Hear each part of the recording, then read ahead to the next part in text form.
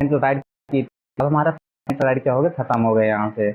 हमारा next lecture जो start होगा वो क्या स्टार्ट होता है, direct to principle of state policy. मतलब ये क्या है, स्टेट पॉलिसी की बात करता है, मतलब एक वेलफेयर स्टेट बनाने की बात करता है। कौन सा हमारा डायरेक्ट टू प्रिंसिपल, ये किस पार्ट में दिए गए हैं।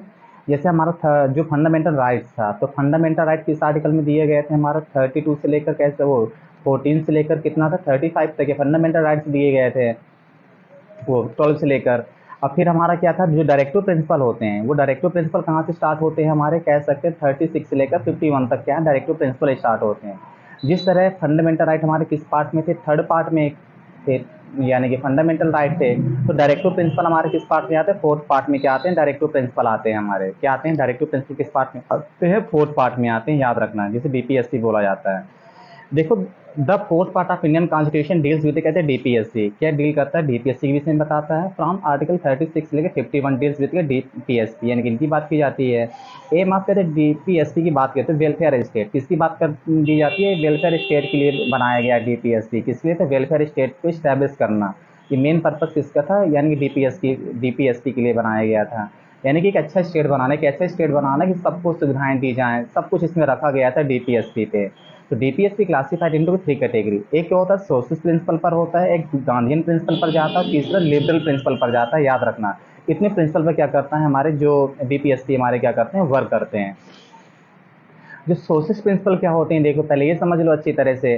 तो सोशलिस्ट प्रिंसिपल जब तुम लोग क्लास 12 में पढ़ोगे तो और अच्छी तरह से डिस्कस किया जाएगा वहाँ पे, सोशलिस्ट क्या है, कम्युनिस्ट क्या है।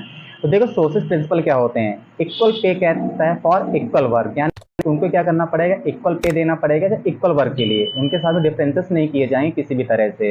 राइट टू वर्क दिया जाएगा, यानी कि राइट टू वर्क को काम का अधिकार दिया जाएगा। Fair distribution of the resources, यानी कि जो भी रिसोर्सेज होंगे उनका क्या होगा, डिस्ट्रीब्यूशन होगा लीगल तरीके से। कहता है प्रिवेंशन ऑफ वेल्थ, कहता है कंसंट्रेटेड, कहता है हैंड्स ऑफ, कहता है फ्यू इंडिविजुअल्स, कहता है उनको रोका जाएगा, जो कुछ के हाथ में जो रिसोर्सेज पे कंट्रोल होता है उनको क्या किया जाएगा, रोका जाएगा। रिमूव, कहता है इनइक्वालिटी, इनइक्वालिटी को क्या किया जाएगा, खत्म किया जाएगा। ये क्या हमारे सोशलिस्ट प्रिंसिपल पर वर्क करते हैं, याद रखना, ये सोशलिस्ट होते हैं। गांधी प्रिंसिपल क्या होता है, जो गांधी प्रिंसिपल पर कैसे होता है, फॉर्मेशन ऑफ, कहता है ग्राम पंचायत, क्या किया जाएगा, ग्राम पंचायत को बनाया जाएगा। इनकरेज, कहता है कॉलेज इंडस्ट्रीज, क्या किया जाएगा, तो इनकरेज कॉटेज इंडस्ट्रीज को क्या किया जाएगा, इनकरेज किया जाएगा। कौन से कॉटेज वगैरह जो इंडस्ट्री हमारी बनाई जाती है उनको क्या किया जाएगा, इनकरेज किया जाएगा। प्रोटेक्ट वर्कर, कहता है section from the social inequality, जो वर्कर्स होंगे उनको क्या किया जाएगा, सोशल इनइक्वालिटी जो होती है उनके पास में, मेन है वुमेन है तो उनको कम सैलरी यानी कि पैसे वेजेस दिए जाते हैं, तो इस तरह क्या हो उनको कंट्रोल करना कि ऐसा नहीं होना चाहिए। Provided education for the work weaker section, और क्या होगा, वीकर सेक्शन को एजुकेशन प्रोवाइड कराना, ये मेन पर्पज इसका रखा गया। कहता है फिर क्या होगा, रिडक्शन ऑफ द, कहता है अल्कोहल एंड, कहता है अदर ड्रग्स, और क्या होगा, एक डायरेक्शन दिया जाएगा अल्कोहल एंड ड्रग्स वगैरह सब क्या करना, खत्म करना होगा। ऑर्गेनाइज, कहता है एग्रीकल्चर एंड, कहता है एनिमल हस्बेंड्री, क्या किया जाएगा, एग्रीकल्चर को प्रमोट किया जाएगा, एनिमल को पालना वगैरह और इनको प्रमोट किया जाएगा अच्छी तरह से। ये कौन से प्रिंसिपल थे, हमारे गांधीयन प्रिंसिपल थे, याद रखना। सोशलिस्ट प्रिंसिपल क्या थे, equal pay for the equal work के लिए आ गया, राइट टू वर्क था यहाँ पर। फेयर डिस्ट्रीब्यूशन की बात की गई थी रिसोर्सेज का, प्रिवेंशन ऑफ द वेल्थ, जो concentrated hand of the few individuals के हाथ में होते हैं इसको सबको कंट्रोल करना था। फिर हम लिबरल प्रिंसिपल होते हैं हमारे, ये क्या होते हैं, टू परफॉर्म, कहता है सिक्योर यूनिफॉर्म सिविल कोड की बात करता है, किसकी बात करता है, एक लिबरल, कहता है सिविल कोड की बात करता है, आर्टिकल 44 की बात है यहाँ पे।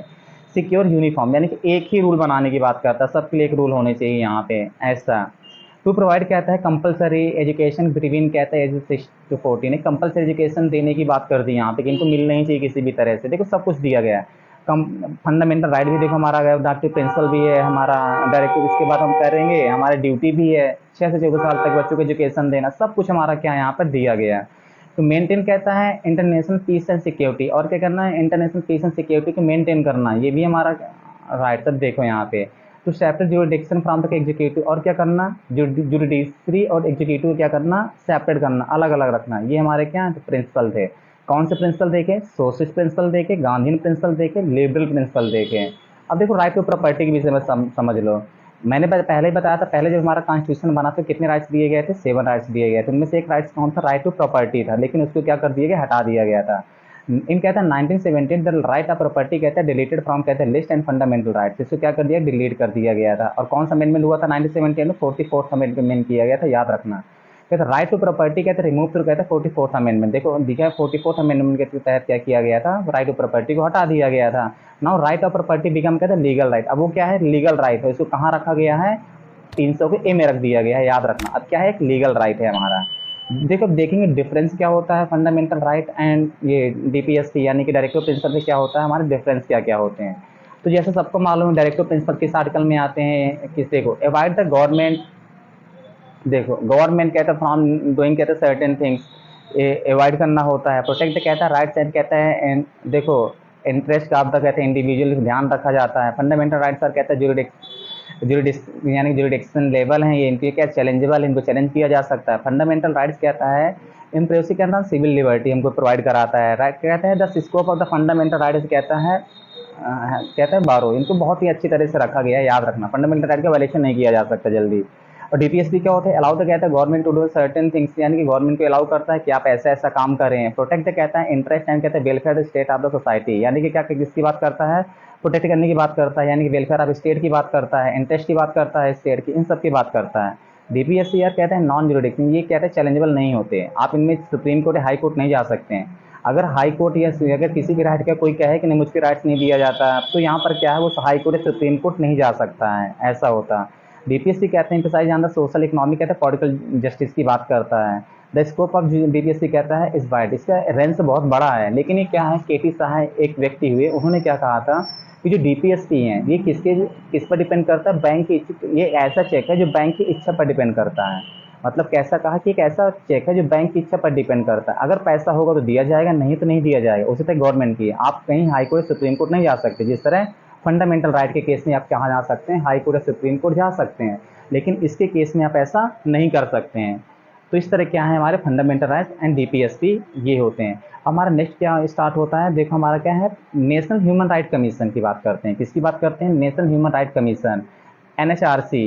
देखो ये क्या होता है, ह्यूमन राइट कमीशन क्या है, पहले समझो अच्छी तरह से। ह्यूमन राइट कमीशन हर एक देश में एक्टिव होता है। ह्यूमन राइट कमीशन क्या है, जो यूएनओ की एक बॉडी होती है, तो क्या है तब इसको बना 1948 में ही इसको बना दिया गया एक प्रकार से है। और यू कह सकते हैं भारत में भी बनाया गया। लेकिन ह्यूमन राइट कमीशन क्या करता है, किसी का अगर व्यक्ति का राइट का वायलेशन होता है, तो अगर तो ये क्या करता है, नज़र रखता है उसमें। अब किसी को यानी कि ब्रूटली किसी को मारा जाता है, एक कम्युनिटी को भी प्रोटेक्ट करता है, एक व्यक्ति के इंडिविजुअल राइट्स को भी प्रोटेक्ट करता है, ये हमारा जो एनएचआरसी होता है। ह्यूमन राइट्स कहता है, इससे right of the human being कहता है लिव एट क्या जाए एज ए ह्यूमन, यानी कि एक ह्यूमन के जैसे रहने के लिए प्रोवाइड कराता है कंडीशन उनको। ह्यूमन राइट्स कहता है डिक्लेरेशन टू प्लेस कहता है 10 दिसंबर 1948 को, इसीलिए ह्यूमन राइट डे कब मनाया जाता है, 10 दिसंबर को मनाया जाता है, याद रखना। एज पार्ट ऑफ दिस कहता है ऑन 10 दिसंबर कहता है celebrated as the human right day, कहते हैं ह्यूमन राइट डे मनाया जाता है। इन कहते हैं 1993 एनएचआरसी वाज कहता है स्टार्टेड इन इंडिया, भारत में कब से कवर करना चालू कर दिया, कह सकते हैं 1993 में भी यहाँ पर भारत में बना दिया गया। द फर्स्ट कहता है चेयरमैन ऑफ द एनएचआरसी कहते हैं कौन से थे देखो इसमें रंगनाथ क्या था, रंगनाथा कहते हैं मिश्रा थे, ये बनाए गए थे, रंगनाथा मिश्रा बनाए गए थे। ये क्या किया, द प्रेजेंट कहते हैं चेयरमैन ऑफ के जी बालकृष्णन है इसके प्रेजेंट चेयरमैन कौन थे, के जी बालकृष्णन बनाए गए, यानी कि सुप्रीम कोर्ट के जज वगैरह भी रह चुके हैं। कहता है एनएचआरसी के देयर आर 5 मेंबर्स, कितने होते हैं, 5 मेंबर होते हैं एनएचआरसी में। The former chief justice of the supreme court, देखो एक होते हैं। द फॉर्मर जज ऑफ द सुप्रीम कोर्ट होते हैं, चीफ जस्टिस हो गए, फॉर्मर जज हो गए। कहते हैं the former chief justice of high court होते हैं इसमें। 2 मेंबर आप कहते हैं द नॉलेज एंड प्रैक्टिकल कहते हैं एक्सपीरियंस इन मैटर आप कहते हैं रिलेटेड टू इट, और कुछ 2 को ऐसे होते हैं जिनको नॉलेज होता है इसका अच्छा खासा, तो ये क्या कर सकते हैं, इसमें अपना रोल प्ले करते हैं। तो इस तरह हमारे क्या थे डीपीएससी फंडामेंटल राइट में क्या था, ये डिफरेंस थे इस तरह।